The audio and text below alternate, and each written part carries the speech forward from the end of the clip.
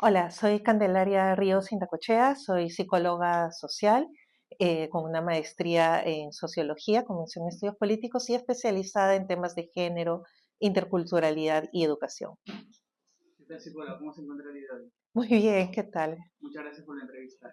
Cuando hablamos del tema de estigmatización social, ¿a qué nos estamos refiriendo? La estigmatización es un proceso social en el cual se categoriza con una connotación negativa a las personas porque no están respondiendo a un mandato social, ¿no? O incluso están desafiando el mandato social, ¿no? Por ejemplo, en el caso de las mujeres, un primer mandato social es el atender la casa. Entonces, el estar en la calle es desafiar ese mandato social.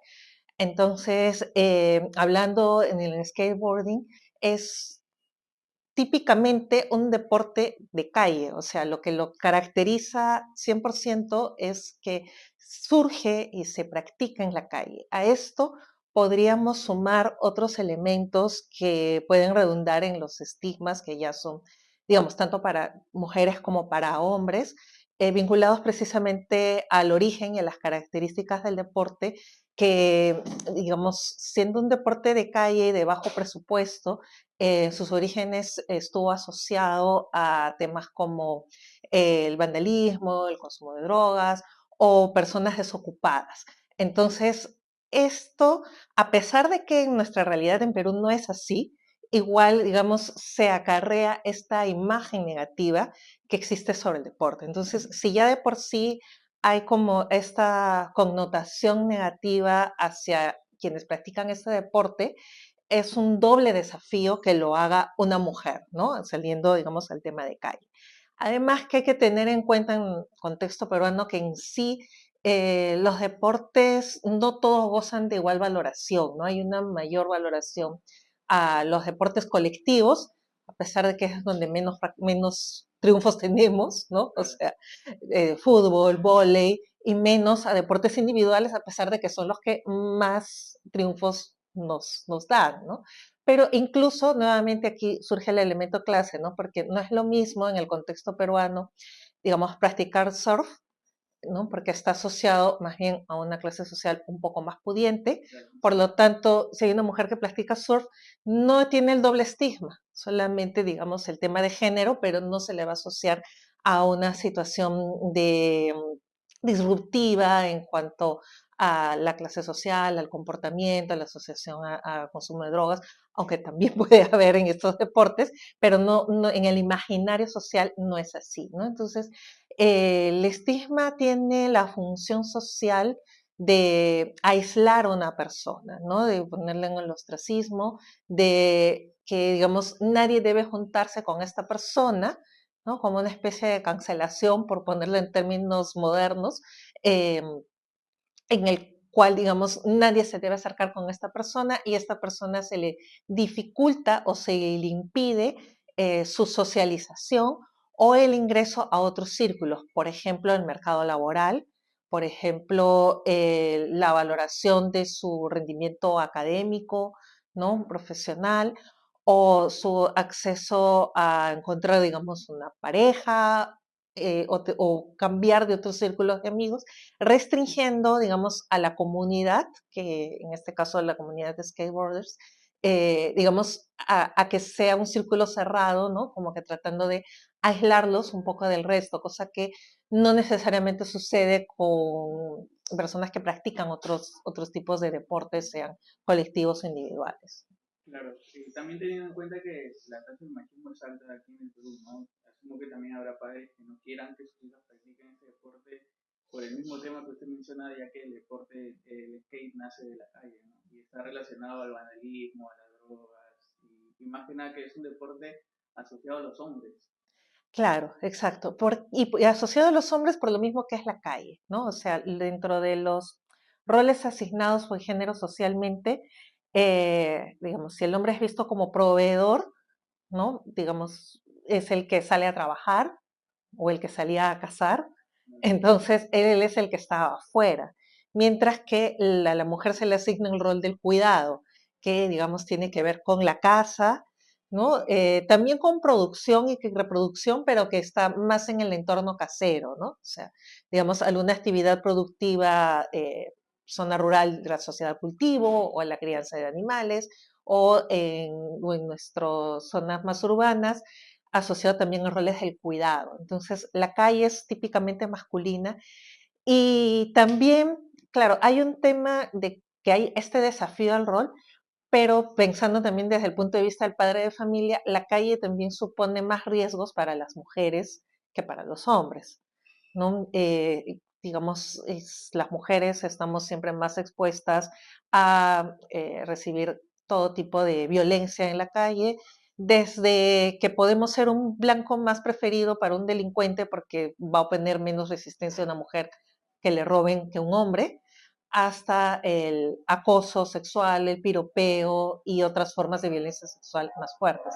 Entonces, también un padre, una madre va a tener también ese temor, y más aún sabiendo que va a estar rodeada de otros hombres, ¿no? De que pueda ser víctima, se va a ser vulnerada, o que luego, digamos, adopte comportamientos no femeninos, no masculinizados, y que esto afecte sus posibilidades de conseguir una pareja, formar una familia, que para muchos padres, madres, digamos, de pensamiento un poco más clásico, conservador, es la finalidad de una mujer, ¿no? O sea, está bien que estudies tu carrera, pero luego vas a tener que formar tu familia, ¿no? Es la perspectiva. Entonces, sí, estás adoptando comportamientos masculinizados de calle o te estás rodeando de muchos chicos, tu prestigio, ¿no? Se va a ir disminuyendo y te va a ser más difícil conseguir esto que es lo que el padre aspira para su hija. Claro. ¿Y qué tanto influye que las mujeres reciban estos prejuicios, ¿no? Por parte, supongamos que en la calle veamos mujeres patinando, ¿qué es lo que se opina de al verlas rodeadas de tantos hombres, ¿no? Porque se tiene como que una mala imagen. Claro, ¿no? Se asocia que una mujer tenga muchos amigos hombres a que es una persona con un comportamiento sexual libertino, ¿no? Imputándole, digamos, diversos calificativos al respecto, ¿no? Eso, por un lado, o al otro extremo, ¿no? Si es que no se le ve muy femenina, digamos, en su comportamiento, en su forma de vestir, su corte de pelo, actitudes, etcétera, se duda respecto a su identidad de género o a su orientación sexual, ¿no? Entonces, ahí también puede ser víctima de un bullying o violencia homofóbica, incluso sin que ella sea lesbiana o trans, masculino, o sea, incluso siendo una mujer cisgénero heterosexual, si, digamos, no cumple estos requisitos de lo esperado de lo femenino, puede ser estigmatizada también de esta manera, ¿no? Y recibir también una condena social, una sanción social por supuestamente, ¿no? Por una atribución externa de estas características de diversidad, ¿no? Cosa que no pasa con los chicos, ¿no? A los chicos quizás le pasa si es que practican otro deporte que está feminizado. Claro, como el vóley puede ser, ¿no? Exacto, ¿no? Entonces, en este caso hablamos de un deporte masculinizado y hay otros deportes que están feminizados, ¿no? También eso tiene que ver, y eso es algo cultural, en realidad, eso no tiene que ver con el deporte. O sea, yo siempre uso el ejemplo del fútbol, ¿no? O sea, nuestro fútbol en Estados Unidos es asociado a un deporte de mujeres, porque para ellos el fútbol es el fútbol americano, ¿no? Esta modalidad de rugby un poco más violenta que el rugby inglés. Entonces, cuando llega a ellos un fútbol donde la gente no se está peleando, ¿no? Golpeando, etcétera, lo ven entre comillas delicado y lo asocian a mujeres, ¿no? Entonces, si ves las mejores futbolistas internacionales son de la liga estadounidense, ¿no? ¿Por qué? Porque allá para ellos es un deporte de mujeres, mientras para el resto de América Latina y Europa el fútbol es un deporte de hombres, ¿no? Entonces, el que esté masculinizado o feminizado un deporte también es un tema cultural, ¿no? Y en el caso del skateboard tiene que ver, como ya se señaló, con el tema que se origina en la calle. Claro. Y ya he tratado algún tema similar y no específicamente en el skate, de alguna mujer que, claro que le daña la autoestima, ¿no? Y más bien recurren a la psicología, ¿no? Sí, o sea, lo primero que va a afectar es la autoimagen, ¿no? Y allí tienes como dos maneras adaptativas o dos maneras de responder, ¿no? O a aceptar esa imagen que te están imponiendo, ¿no? O resignificarla, ¿no? Decirle, ok, sí, soy una chica ruda, ¿y qué? ¿No? O, digamos, sentir ese conflicto de que, pero yo no soy así o no quiero ser así, pero quiero hacer este deporte y se genera ahí una crisis, ¿no? Identitaria que es más fuerte, sobre todo hablando de chicas que están pasando la adolescencia o la adolescencia tardía, ¿no? Porque generalmente estos deportes se comienzan a practicar 13, 14, hasta los veintitantos años, ¿no? Entonces, es un momento en el que se va generando la identidad. Entonces, ese reflejo, esa respuesta de quién soy, se va a ver afectada por lo que reciben de las opiniones de las otras personas por practicar ese deporte, aunque muchas veces esto que recibe parte de prejuicios, ¿no? De visiones externas. Entonces, ahí es donde luego podemos ver afectado, como señalas, el tema de la autoestima, pero también puede generar otro tipo de respuestas, digamos, disruptivas o, digamos, poco sanas, puede generarle, digamos, un tema de ansiedad, ¿no? Al momento en que tiene que enfrentar a otras personas, ¿no? Al momento de que ya sabe que va a ir a un círculo, que va a regresar a casa o que tiene que pedir permiso para salir a desarrollar el deporte. Entonces, en esos momentos puede generar también un tema de ansiedad o, como te decía, otro tipo de comportamientos disruptivos de comenzar a, digamos, tener conductas desafiantes, ¿no? Hacia quienes le increpan o le prohíben la práctica del deporte. Y esto termina siendo un círculo vicioso, porque al asumir estas conductas desafiantes, de alguna manera está validando, entre comillas, la percepción de que las mujeres que practican ese deporte están masculinizadas, ¿no? Y se vuelven más violentas y le vuelven a querer prohibir y se genera ahí un círculo vicioso, ¿no? Que va a ser más difícil de cortar y que puede llevar a problemas en sus relaciones interpersonales, principalmente con la familia. Claro. ¿Y qué consejo se podría dar para que, digamos, una chica de 14, 15 años pueda afrontar este tema con sus padres, ¿no? Que lo normalice a que diga voy a ir a patinar con mis amigos, voy a ir a comprar un skate o me gusta el skate. Claro, yo creo que lo primero es empezar desestigmatizando el deporte, ¿no? Porque todo parte de esa matriz del estigma al deporte. Felizmente ya es un deporte olímpico, ya hemos tenido una representación, diplomas olímpicos, inclusive por la práctica de este deporte, que es algo que muy pocas personas saben. Entonces, compartir esa información con los padres puede ayudar a ir desmontando ciertos prejuicios. Luego también tener bastante apertura respecto a las amistades con las que se practica, ¿no? Este deporte, comentarle a papá, mamá, es fulano, es mengano, fulano además está estudiando, ¿no? Fulano también trabaja en esto y por un lado estamos demostrando que son, digamos, personas confiables, vamos rompiendo el estigma de que sean delincuentes, vagos, etcétera, porque no es vago si es que está estudiando, si es que está trabajando, etcétera. Eh, y además lo acercamos, ¿no? El prejuicio y el estigma funcionan más cuando es un desconocido, cuando es un imaginario. Cuando lo humanizamos, cuando lo volvemos cercano, se va perdiendo, ¿no? Un poco ese estigma, ¿no?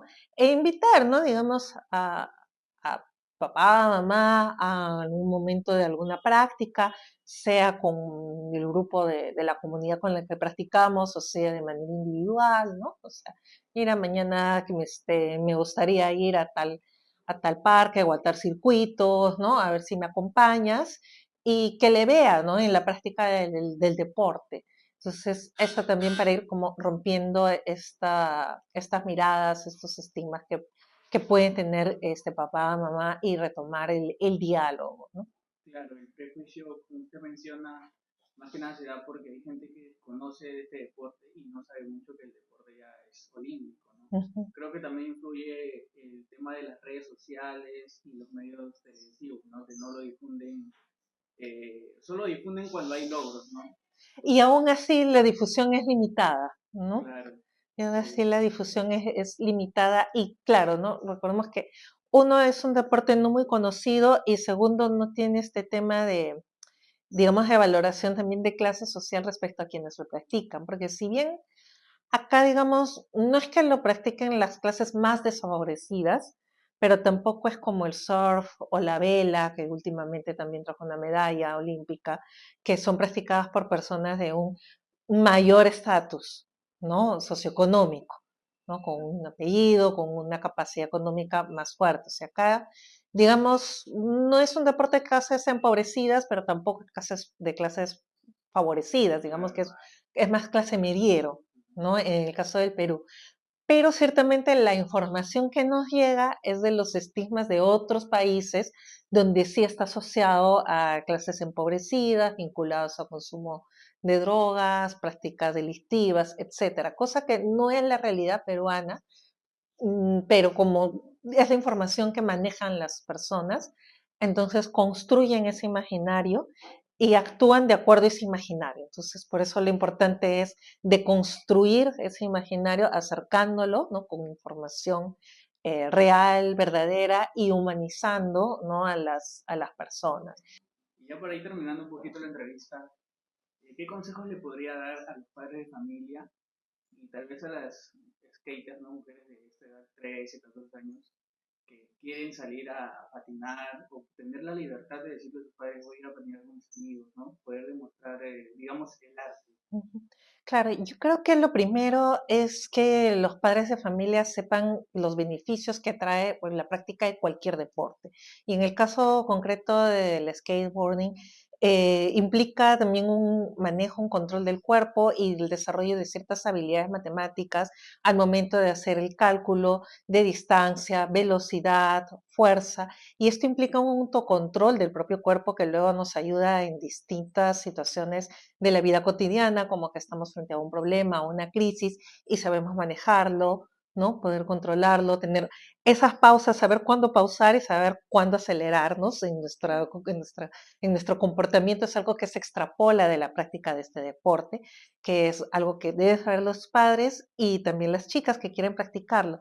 Y el tema de que sea un deporte en el cual van a interactuar con hombres, para el caso de las mujeres, creo que hay que ver el lado positivo, porque significa que van a aprender a socializar desde una mirada de la amistad, desde una mirada de la paridad, y no necesariamente y solamente viendo como un interés romántico a cualquier chico con el que interactúen, sino que van a poder, digamos, ir conociendo, tener estas amistades y aprender a tratar también a los chicos y ser tratada por los chicos en otras condiciones, digamos, de igualdad, de paridad. Entonces, no es que un riesgo, como conversábamos al inicio, de que pueda ser vulnerada o violentada la chica, más bien es un espacio en el cual ella va a aprender maneras sanas de socializar con otras personas, con otros chicos y de poder identificar cuando quizás en otro momento, en otro espacio, se dé un vínculo no sano. Entonces, más bien nos sirve para prevenir posibles situaciones de violencia, el tener estos espacios de socialización que yo digo están en paridad porque están homogenizados, porque finalmente lo que se juzga ahí es la habilidad, ¿no? De cada uno al momento de practicar el deporte y esa comunidad que se crea y de colectividad de cuidado mutuo, que es algo también muy positivo para las chicas y que los padres deberían conocer. Muchas gracias, psicóloga, por la entrevista y nada, desearle lo mejor de los éxitos. Gracias a ti.